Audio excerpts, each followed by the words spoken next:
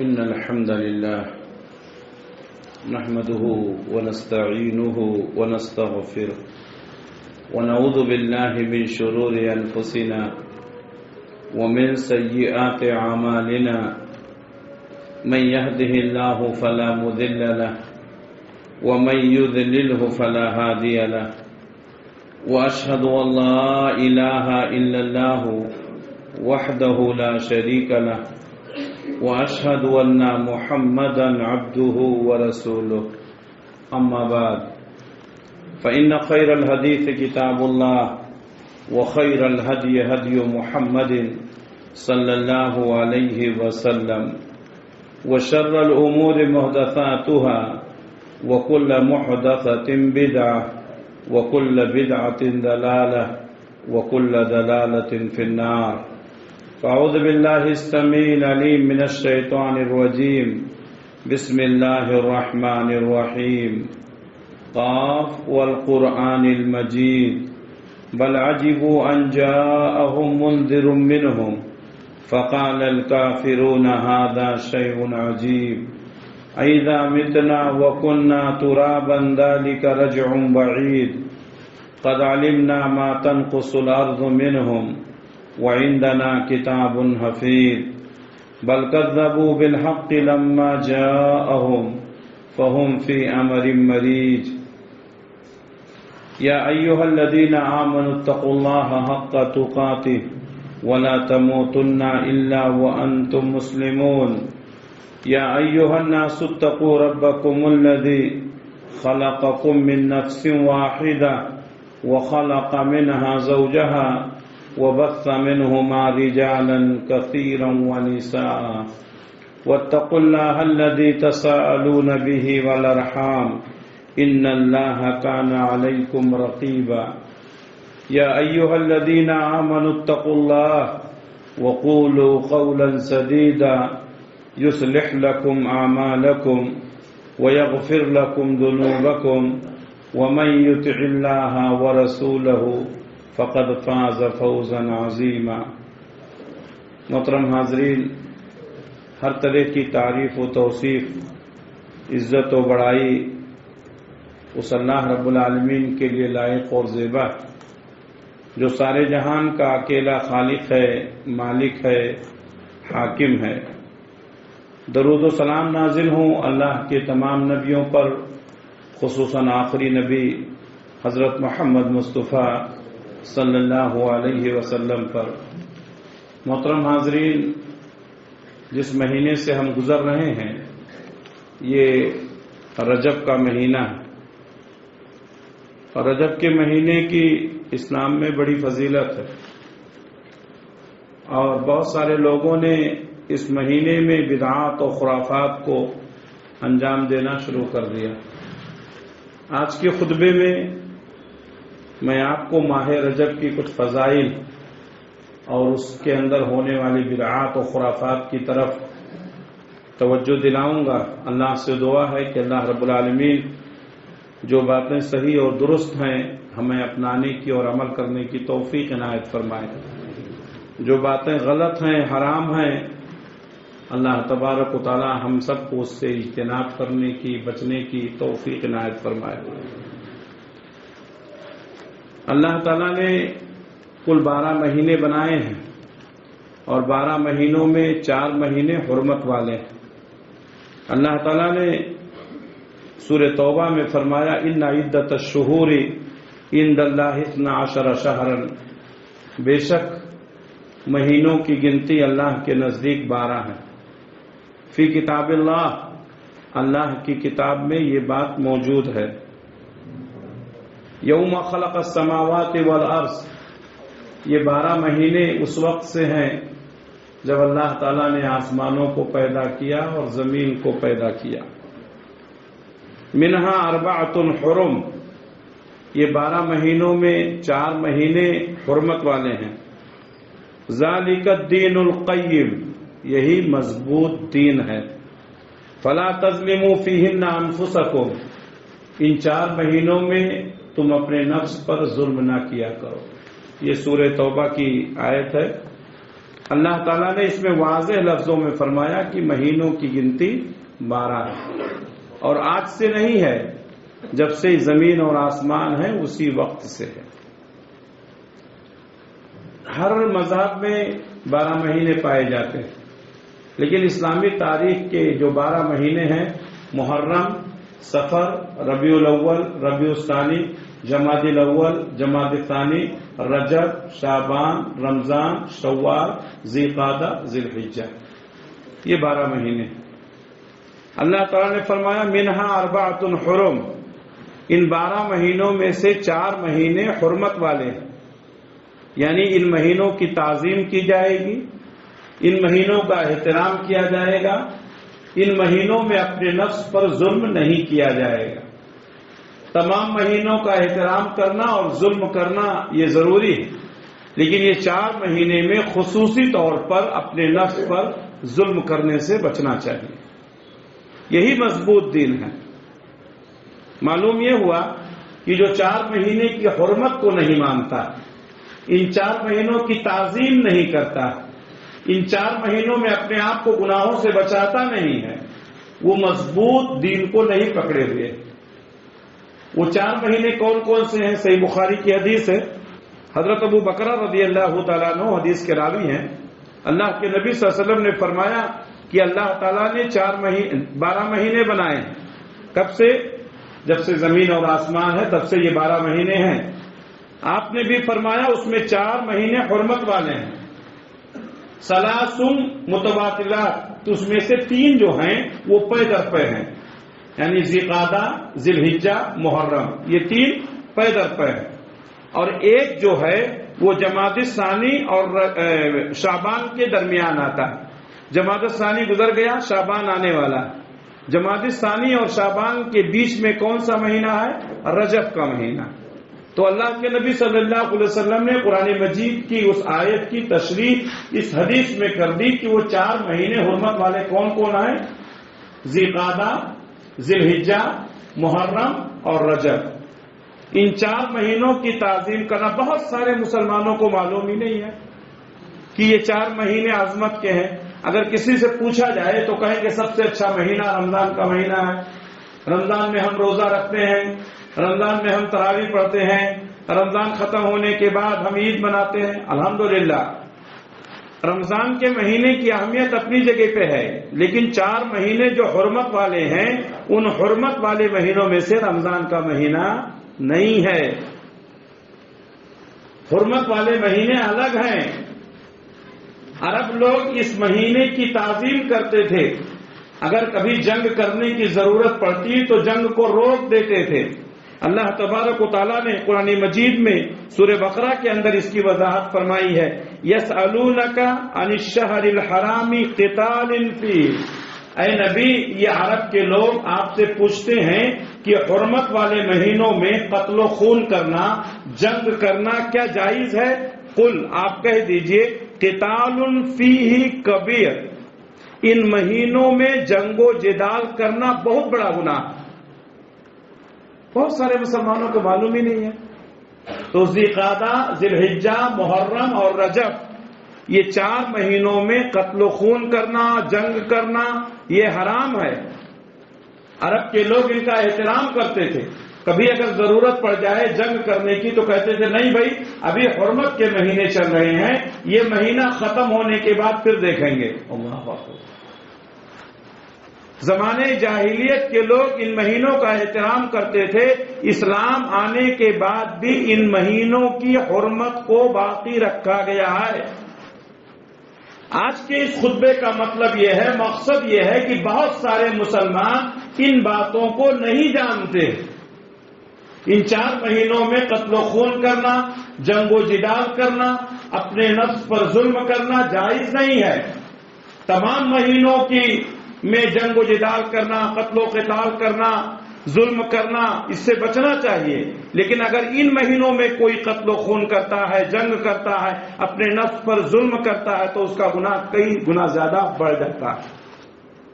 اس سے یہ بھی معلوم ہوا کہ ان مہینوں میں اگر نیکیاں کی جائیں تو ان نیکیوں کا ثواب بھی بہت بڑھ جاتا ہے۔ جس طریقے سے ہم سب کو معلوم ہے کہ اگر کوئی شخص آج کے دن جمعہ کے دن اگر حرم میں ہے اور وہ جمعہ کی نماز پڑھ رہا ہے تو اس کو کتنے جمعہ کا ثواب ملے گا؟ 1,00,000 جمعہ کا ثواب ملے گا. جمعہ وہ بھی پڑھ رہا ہے، جمعہ ہم بھی پڑھ رہے ہیں، لیکن 1,00,000 ثواب بڑھ گیا. کیوں؟ وہ ایسی جگہ پر ہے جو اللہ تبارک و تعالیٰ کو سب سے زیادہ محبوب ہے. تو ٹھیک اس طریقے سے جس طریقے سے حرم میں 1 جمعہ پڑھنے کا ثواب 1,00,000 جمعہ کے برابر ہے، اگر وہاں کوئی گناہ کرے گا تو اس کا گناہ بھی کئی گنا بڑھ جاتا ہے. تو حرمت کے مہینوں میں جب ہم کوئی گناہ کرتے ہیں تو گناہوں کا عذاب، اس کی تعداد بڑھ جاتی ہے. اسی طریقے سے حرمت والے مہینوں میں اگر ہم نیکیاں کریں گے تو نیکیوں کا ثواب بھی بہت زیادہ ہو جاتا ہے. معلوم یہ ہوا کہ رجب کا مہینہ حرمت والا مہینہ ہے. اس مہینے میں زیادہ سے زیادہ نیکیاں کرنی چاہیے، گناہ سے اپنے آپ کو بچانا چاہیے، لڑائی جھگڑا نہیں کرنا چاہیے، اور اس طریقے سے اس مہینے کے تقدس کا احترام کرنا چاہیے. عربوں میں رجب کے مہینے میں لوگ اپنے بتوں کے نام پر، عرب لوگ تھے، مشرک تھے، شرک میں ڈوبے ہوئے تھے، تو رجب کے مہینے میں اپنے جانوروں کے نام پر، اپنے بتوں کے نام پر وہ جانور ذبح کرتے تھے. اور شریعت میں اس کو عطیرہ کہا گیا ہے. عطیرہ یعنی یہ وہ مہینہ ہے جس میں لوگ اپنے معبودوں کو خوش کرنے کے لیے، اپنے بتوں کو خوش کرنے کے لیے ان کے نام پر جانور ذبح کرتے تھے. اس کو شریعت میں عطیرہ کہا جاتا.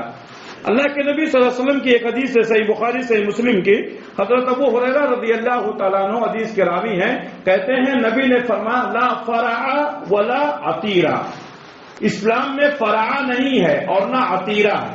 یہ فرع اور عطیرہ کیا ہے؟ یہ عربی کا لفظ ہے، بہت سارے لوگوں کو نہیں معلوم ہے، میں معلوم ہونا چاہیے. فرع کسے کہتے ہیں؟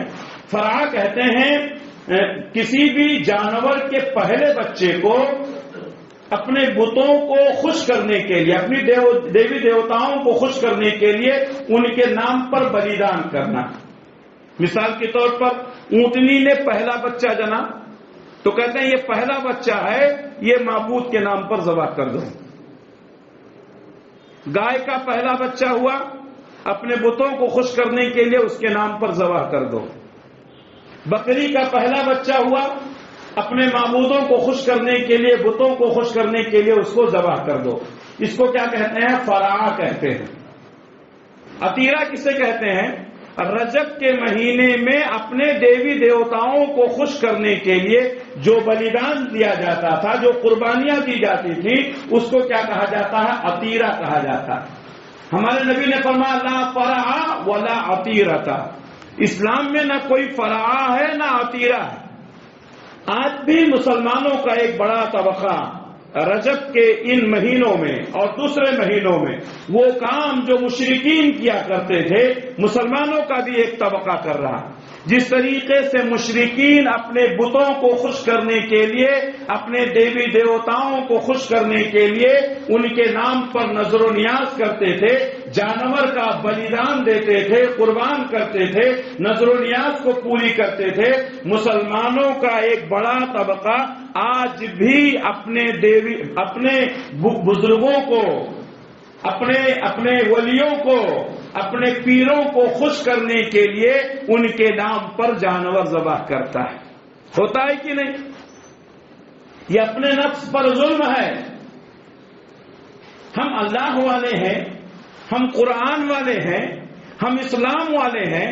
ہمارے لیے یہ حکم ہے کہ ہم وہ کام کریں جو شریعت میں حکم دیا گیا ہے، ہر اس کام سے بچیں جس سے منع کیا گیا ہے.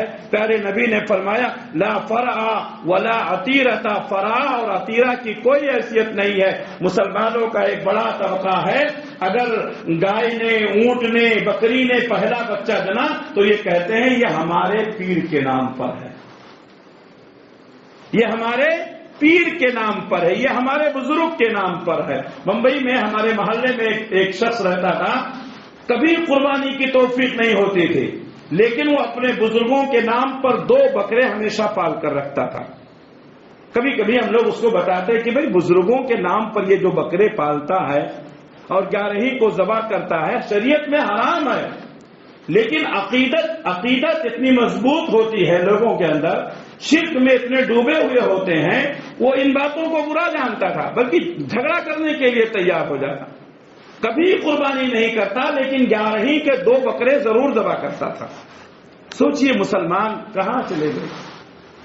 اللہ کے نام پر جانور ذبح کیا جاتا، اللہ کی رضا کے لیے ذبح کیا جاتا۔ مسلمانوں کا ایک بڑا طبقہ ہے جو اپنے بزرگوں کے نام پر جانور ذبح کرتا ہے، ان کے نام پر لنگر تقسیم کرتا ہے، ان کے نام پر لوگوں کو کھانے کھلاتا ہے، ان کے نام پر ان کو خوش کرنے کے لیے کیا کیا شرکیہ کام کرتا ہے۔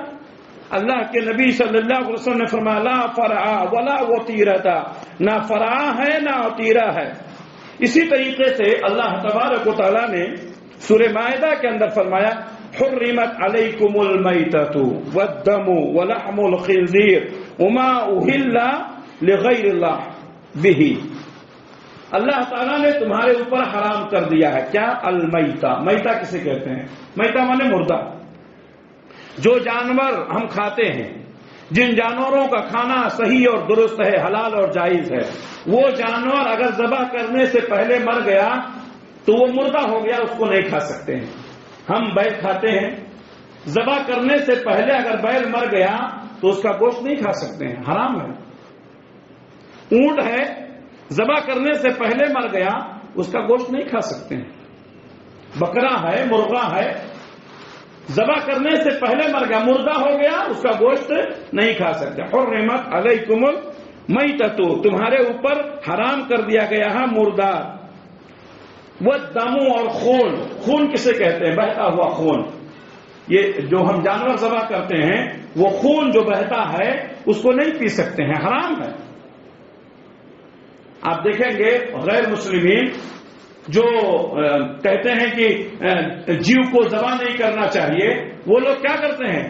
وہ جانور کو ذبح کر کے خون پی جاتے ہیں۔ آپ دیکھیں گے جنگل میں شیر جانور کے نلے کو دباتا ہے اور اس کا خون پی جاتا ہے۔ اسلامی شریعت میں خون جو ہے یہ حرام ہے، بہتا ہوا خون، رستا ہوا خون یہ حرام ہے۔ اللہ تعالیٰ نے کہا حرمت علیکم المیتۃ والدم، تمہارے اوپر حرام کر دیا گیا ہے مردہ جانور اور خون، ولحم الخنزیر، اور خنزیر کا گوشت۔ خنزیر کا گوشت، یہاں ایک بات میں بتاتے چلوں، بہت سارے ساتھی، چونکہ آج کل مارکیٹنگ، ڈیجیٹل مارکیٹنگ اور کیا کیا ہو گیا ہے، گلوبلائزیشن چل رہا ہے، بہت سارے ساتھی ہمارے پاس آتے ہیں، یہ جب سے مال وغیرہ کھلا ہوا ہے یا بڑے بڑے ہوٹل ریسٹورینٹ وغیرہ ہیں، یہاں پر ہر قسم کے جانوروں کا گوشت رکھا جاتا ہے۔ تو بہت سارے لوگ کہتے ہیں کہ ایسی جگہ پر جہاں ہر قسم کے جانور کا گوشت رکھا جائے، ابھی پہلے زمانے میں کیا ہوتا تھا، بیف کی دکان الگ، مٹن کی الگ، مرغے کی الگ، سب الگ الگ ہوتی۔ اب کچھ دکانیں ایسی ہو گئی ہیں جہاں پر ہر گوشت آپ کو مل جائے گا، بیف بھی مل جائے گا، مٹن بھی مل جائے گا، مرغا بھی مل جائے گا۔ ایسی ہی مالوں میں برے جانور کا گوشت بھی ملتا ہے۔ تو بہت سارے ساتھی آ کر سوال کرتے ہیں کیا ایسے دکان پر ہم کام کر سکتے ہیں جہاں ہر طرح کا گوشت ملتا ہے، بیف بھی ہے، مٹن بھی ہے، مرغا بھی ہے اور حرام جانوروں کا گوشت؟ بالکل نہیں کر سکتے۔ اسی طریقے سے بعض ریسٹورینٹوں میں، بڑے بڑے ہوٹلوں میں ہر طرح کا گوشت ہوتا ہے، وہاں مطلب حلال گوشت بھی حرام گوشت بھی دونوں پکتا ہے، تو کیا وہاں پر سپلائی کر سکتے ہیں؟ بالکل نہیں کر سکتے ہیں۔ اگر معلوم ہو گیا ہے تو وہاں آپ ایسا کام نہیں کر سکتے ہیں۔ یا اسی طریقے سے ہمارے نوجوانوں کا ایک بڑا طبقہ ہے جو ڈلیوری کا کام کرتا ہے، جیسے سویگی وغیرہ ہے، ڈنزو وغیرہ ہے، کرتے ہیں، تو اس میں پہلے سے آدمی کو معلوم نہیں رہتا ہے کہ کیا چیز کی ڈلیوری ہے، تو کبھی کبھی ایسا ہوتا ہے کہ برے جانور کا گوشت بھی سپلائی کرنا پڑتا ہے، تو آپ انکار کر دیں، بالکل جان بوجھ کر کے اس طرح سے کرنا صحیح نہیں ہے، یہ ضمناً بات آ گئی۔ بہرکیف میں بتا رہا تھا وَلَحْمُ الْخِنْزِيرِ، اور خنزیر کا گوشت بھی اللہ نے حرام کر دیا، اما اہل لغیر اللہ بہ، اور وہ چیز جو اللہ کے نام کے علاوہ کسی اور کے نام پر نظر کیا جائے۔ اگر کسی جانور کو کسی بزرگ کے نام پر ذبح کر دیا گیا، وہ جانور حلال تھا، بکرا ہے، حلال ہے، اس کا گوشت حلال ہے، بسم اللہ پڑھ کر ذبح کیا گیا ہے، لیکن کس کے لیے ذبح کیا گیا ہے؟ فلاں بزرگ کی رضا کے لیے ذبح کیا گیا ہے، اب وہ حرام ہو گیا۔ بکرا حلال ہے، ذبح کرنے کا طریقہ بھی حلال ہے، بسم اللہ اللہ اکبر کہہ کر ذبح کیا گیا ہے، لیکن اس کی نیت درست نہیں تھی، بزرگوں کے نام پر ذبح کیا گیا تھا، اس لیے وہ کیا ہے؟ حرام ہے۔ اللہ نے فرمایا وما اہل لغیر اللہ بہ، وہ تمام جانور جو اللہ کے علاوہ دوسروں کے نام پر ذبح کیے جائیں، دوسروں کی رضا کے لیے ذبح کیے جائیں، چاہے وہ انسانوں کے نام پر ہو یا دیوی دیوتاؤں کے نام پر ہو، غیر اللہ کے علاوہ اگر کسی کے نام کا نظر و نیاز کیا گیا، جانور ذبح کیا گیا، لنگر تقسیم کیا گیا، اس کا کھانا اس کا پینا حرام ہے۔ ہمارے بہت سارے مسلمان اپنے بچوں کو تعلیم نہیں دیتے ہیں، تربیت نہیں کرتے ہیں، کہتے ہیں کھانا ہے کھا لے بسم اللہ کہہ کر کے، بسم اللہ کہنے سے وہ کھانا حلال نہیں ہوگا، جو حرام ہے وہ حرام ہے۔ تو یہ آپ کو سمجھنے کی ضرورت ہے۔ ایک واقعہ ہے اللہ کے نبی صلی اللہ علیہ وسلم کے زمانے کا، ابو داؤد کی روایت ہے، ثابت بن ضحاک رضی اللہ تعالیٰ عنہ ایک صحابی ہیں، کہتے ہیں کہ ایک شخص اللہ کے نبی صلی اللہ علیہ وسلم کی خدمت میں آیا اور اس نے کہا کہ اے اللہ کے رسول، مقام بوانا مدینے میں ایک جگہ ہے، کہا کہ میں وہاں پر کچھ اونٹ ذبح کرنے کی میں نے نظر مانی ہے، تو میں آپ سے پوچھنے آیا ہوں کیا میں مقام بوانا میں جا کر کے وہاں اپنے اونٹوں کو ذبح کر کے اپنی نظر پوری کر سکتا ہوں؟ بات غور سے سنیے گا۔ اللہ کے نبی صلی اللہ علیہ وسلم نے اس سے سوال کیا، کیا سوال کیا؟ کیا وہاں پر پچھلے زمانے میں بت تھا، دیوی دیوتاؤں کی پوجا ہوتی تھی؟ صحابی نے کہا نہیں، وہاں پر کوئی بت نہیں تھا، کوئی دیوی دیوتا نہیں۔ ہمارے نبی صلی اللہ علیہ وسلم نے فرمایا کیا وہاں پر کوئی سالانہ عرس میلہ وغیرہ لگتا ہے؟ تو صحابی نے کہا نہیں اللہ کے رسول، وہاں پر کوئی سالانہ عرس میلہ وغیرہ نہیں لگتا ہے۔ تو ہمارے نبی نے فرمایا اوفی نظرک، تم اپنی نظر وہاں جا کے پوری کر سکتے ہو۔ حدیث کا مفہوم سمجھ میں آیا؟ اگر وہاں پر کوئی دیوی دیوتا پہلے تھا تو وہاں پر نظر و نیاز کرنا صحیح نہیں ہے۔ وہاں پر کوئی سالانہ عرس ہوتا ہے، لوگوں کا میلہ کھیلا ہوتا ہے، تو وہاں پر نظر و نیاز کرنا، جانور قربان کرنا صحیح نہیں ہے۔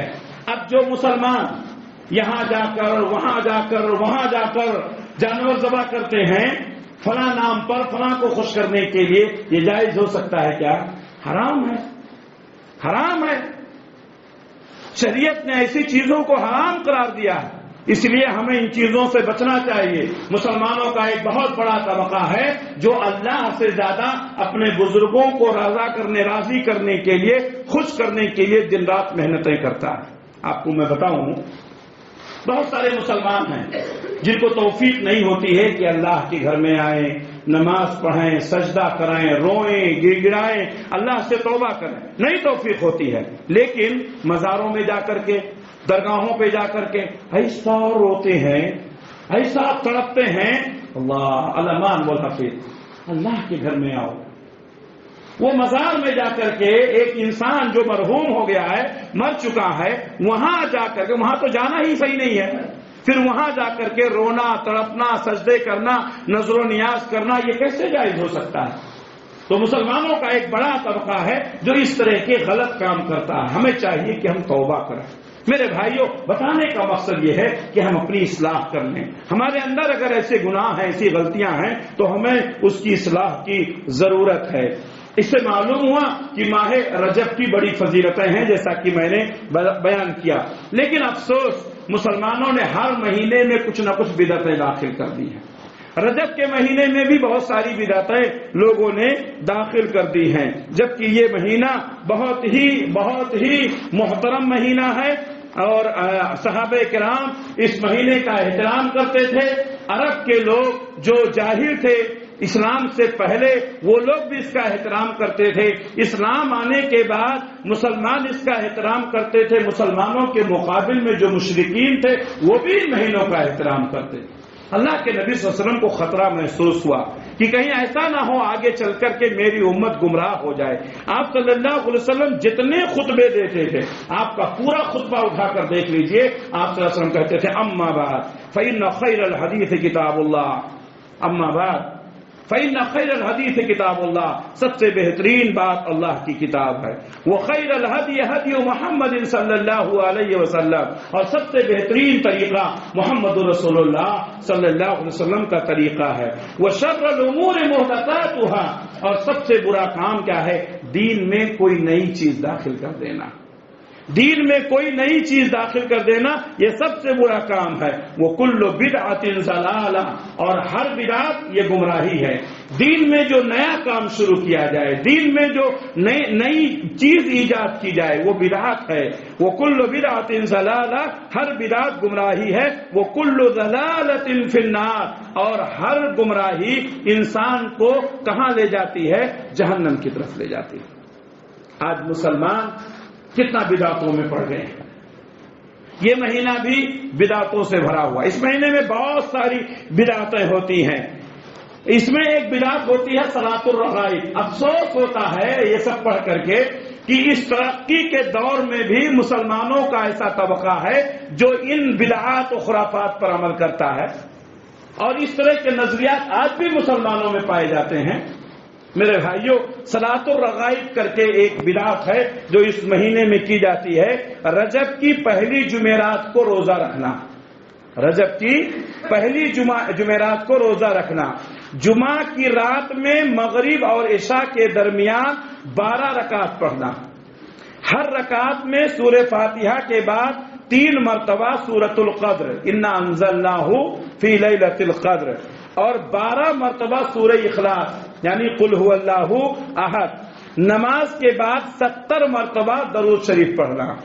اس کے بعد کہتے ہیں پھر سجدے میں چلا جائے اور 70 مرتبہ سبوح قدوس رب الملائکۃ والروح. سجدے میں یہ دعا پڑھی جاتی ہے، لیکن یہ قید کہاں سے آیا؟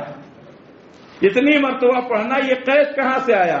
کہتے ہیں وہ سجدے میں چلا جائے 70 مرتبہ سبوح قدوس رب الملائکۃ والروح پڑھے، اس کے بعد سر اٹھائے اور یہ دعا پڑھے 70 مرتبہ رب اغفر ورحم وتجاوز عما تعلم انک انت العزیز العظیم.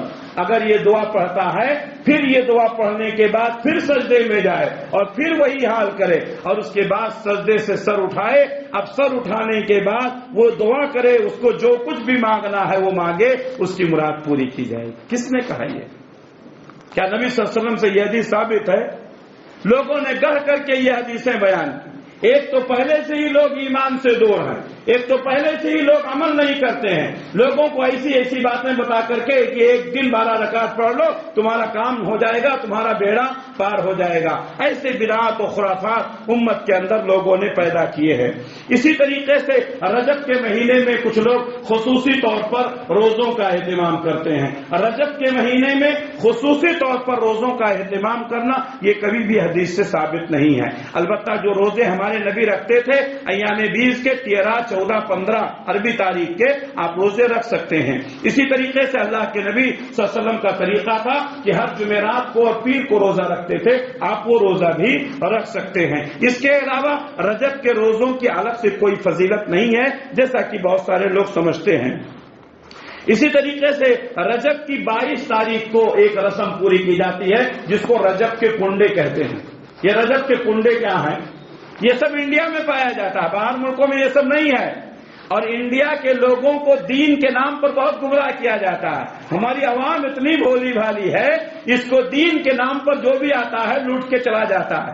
دنیا کے معاملے میں بہت ہوشیار ہیں، بزنس کے معاملے میں بہت ہوشیار ہیں، کاروبار کے معاملے میں بہت ہوشیار ہیں، لیکن دین کے معاملے میں ہم اتنے بھولے ہیں کہ کوئی بھی داڑھی رکھ کر کے، کوئی بھی ٹوپی لگا کر کے ہم کو لوٹ کر چلا جاتا ہے. میرے بھائیوں، آپ کے بزنس میں اگر کوئی آپ کو دھوکہ دیا آپ سنبھل سکتے ہیں، آپ سنبھل سکتے ہیں.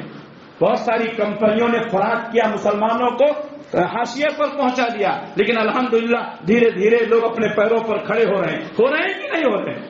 ہمارے ساتھ دھوکہ ہوا، اللہ تعالیٰ اس کا اجر دے گا. اور جن لوگوں نے یہ لوگوں کو پریشان کیا ہے، لوگوں کے ساتھ دھوکہ کیا ہے، ان کا بھی انجام قیامت کے دن دیکھیں گے انشاءاللہ.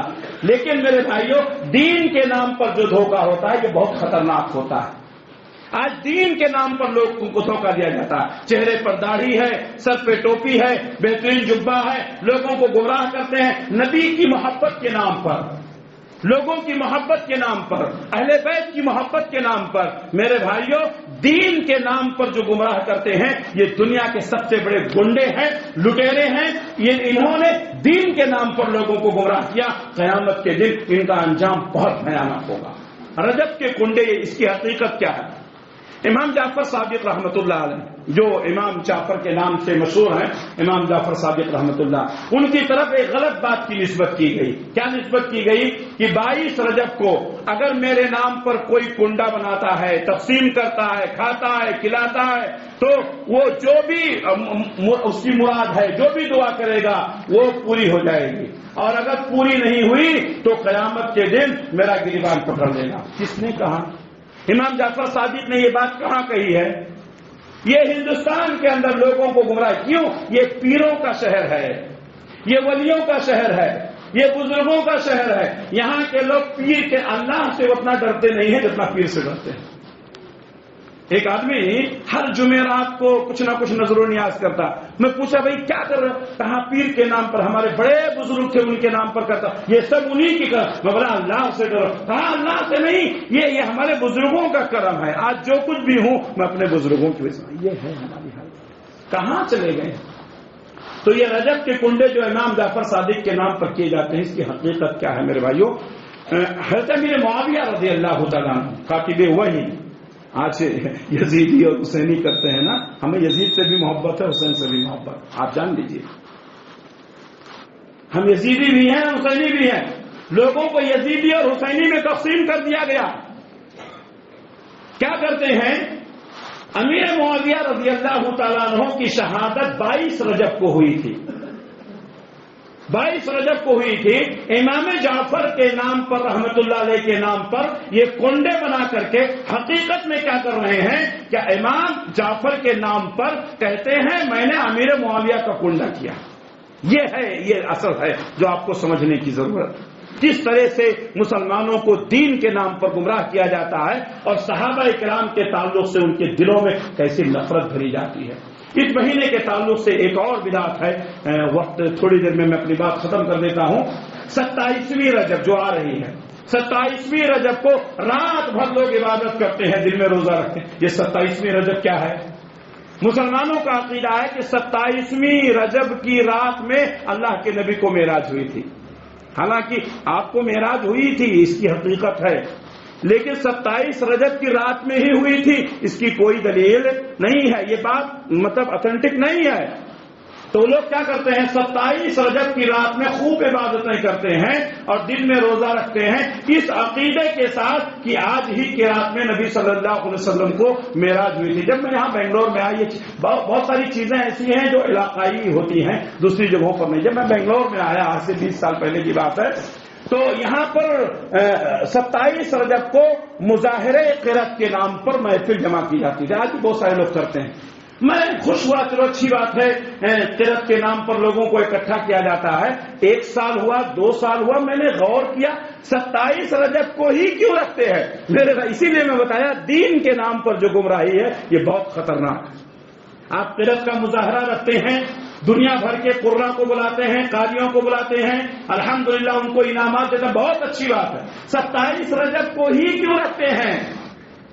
1 سال دیکھا، 2 سال دیکھا، 3 سال دیکھا، میں نے غور کیا، پھر مجھے معلوم ہوا 27 رجب ہی کو کیوں رکھتے ہیں یہ لوگ۔ پھر معلوم پڑا کہ وہی خیال کہ معراج کی رات کو یہ سمجھ کر کے اس رات کو یہ مظاہرے قرأت میں گزارتے ہیں۔ میرے بھائیوں، جب ہم اس رات کو مانتے ہی نہیں ہیں تو اس رات میں عبادت کرنا، اس رات میں نبی کے نام پر اکٹھا ہونا، اس رات میں اللہ کے نام پر اکٹھا ہونا کیسے جائز کیا جا سکتا؟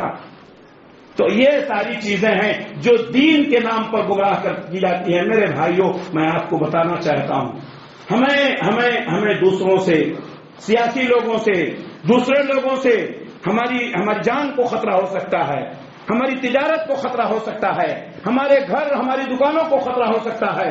یہ خطرہ اتنا اہم نہیں ہے۔ یہ جو دین کے نام پر ہمارے ایمان کے لیے خطرہ بنتے ہیں، یہ سب سے خطرناک ہیں۔ دین کے نام پر ہم کو گمراہ کیا جاتا ہے۔ میرے بھائیوں، حساس رہنے کی ضرورت ہے، اپنے علماء سے جڑے رہنے کی ضرورت ہے، تاکہ تم کو کوئی دین کے نام پر کوئی داڑھی والا، کوئی ٹوپی والا، کوئی عالم نما شخص شیطان آ کر کے تم کو گمراہ نہ کر دے۔ اللہ سے دعا ہے کہ اللہ رب العالمین ہم تمام لوگوں کو ہر طرح کی بدعات و خرافات سے بچنے کی توفیق عنایت فرمائے۔ اللہ ہم سب کو سچا پکا مسلمان بنائے، جب تک دنیا میں رکھے اسلام پر قائم رکھے، خاتمہ ہو تو ایمان بالخیر پر ہو۔ ربنا تقبل منا انك انت السميع العليم وتب علينا انك انت التواب الرحيم برحمتك يا ارحم الراحمين.